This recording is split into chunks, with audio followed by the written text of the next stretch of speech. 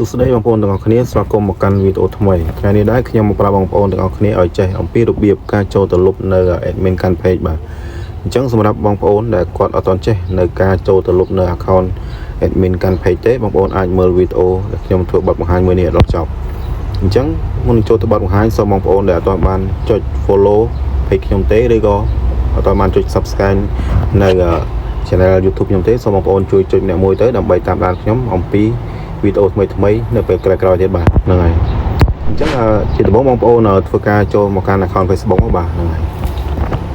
អញ្ចឹងនេះគឺជាទម្រង់ page របស់ខ្ញុំបងប្អូនបាទអញ្ចឹងបើបងប្អូនអត់ទាន់បានធ្វើការចូលមកកាន់ page ទេបងប្អូនធ្វើការ switch ចូលមកកាន់ page ដូចខ្ញុំមកហើយមកបាទហ្នឹងហើយ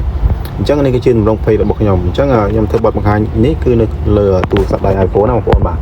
អញ្ចឹងបានសិនជា Android គឺ profile វាគឺវានៅខាងលើបងប្អូនបាទគឺអត់មាននៅក្រោមដូច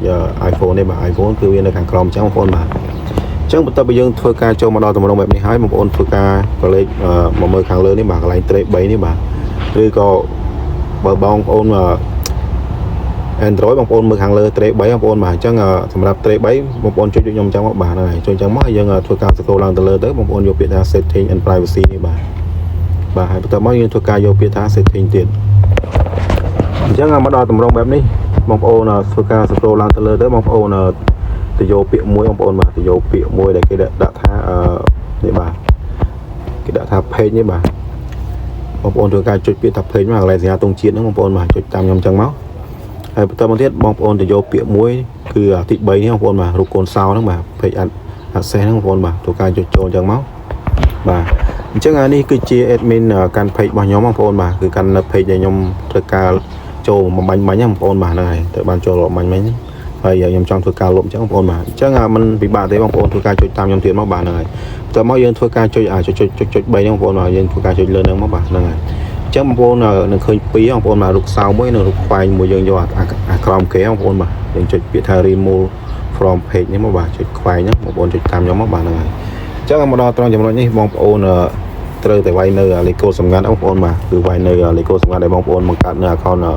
Facebook ហ្នឹងបងប្អូនបាទអញ្ចឹងខ្ញុំសូមធ្វើការវាយបងប្អូនបាទអញ្ចឹងខ្ញុំបានធ្វើការបញ្ចូលនៅលេខសម្ងាត់ដែលខ្ញុំបានបង្កើតនៅ account Facebook រួចរាល់ហើយដែលខ្ញុំយកដែលខ្ញុំបង្កើត page ហ្នឹងបងប្អូនបាទ account Facebook ដែលខ្ញុំបង្កើត page ហ្នឹងខ្ញុំសូមបញ្ជាក់បងប្អូនបាទហ្នឹងហើយអញ្ចឹងបន្តមកទៀតយើងវាយលេខកូដរួចហើយយើងធ្វើការចុចពណ៌ខៀវហ្នឹងបងប្អូនបាទចុចបាច់មកបាទហ្នឹងហើយសូមបងប្អូនរងចាំបន្តិចបាទហ្នឹងហើយអញ្ចឹងបងប្អូននឹងឃើញបាត់នៅ account មួយបងប្អូនបាទហ្នឹងហើយពីមុន account មាន2មែនអត់បងប្អូនបាទអញ្ចឹងយើងបានលុបនៅ admin ចោលមួយហើយបាទអញ្ចឹងគឺបានបាត់អញ្ចឹងគឺយើងអាចដាក់វិញក៏បានដែរបងប្អូនបាទអញ្ចឹងវីដេអូក្រោយគឺខ្ញុំនឹងប្រាប់បងប្អូនអំពីរបៀបដាក់ admin ចូលវិញអញ្ចឹងបងប្អូនបាទអញ្ចឹងវីដេអូនេះខ្ញុំប្រាប់អំពីរបៀបលុបអញ្ចឹងណាបាទហ្នឹងហើយអត់ពិបាកទេអញ្ចឹងវីដេអូក៏បានមកដល់ទីបញ្ចប់ហើយបាទអញ្ចឹងសម្រាប់បងប្អូនបើពេញចិត្តនៅវីដេអូនេះខ្ញុំធ្វើបទបង្ហាញមួយនេះសូមកុំភ្លេចជួយចុច like follow ឲ្យ page ខ្ញុំបាទម្នាក់មួយផងនិង channel YouTube សម្រាប់YouTube បងប្អូនចុច subscribe ហើយដាក់សញ្ញាកណ្ដឹងអញ្ចឹងណាបងប្អូនដើម្បីទទួលបាននៅវីដេអូថ្មីអំពីខ្ញុំបាទនៅពេលក្រោយៗទៀតបាទអញ្ចឹងក៏សូមអរគុណបងប្អូន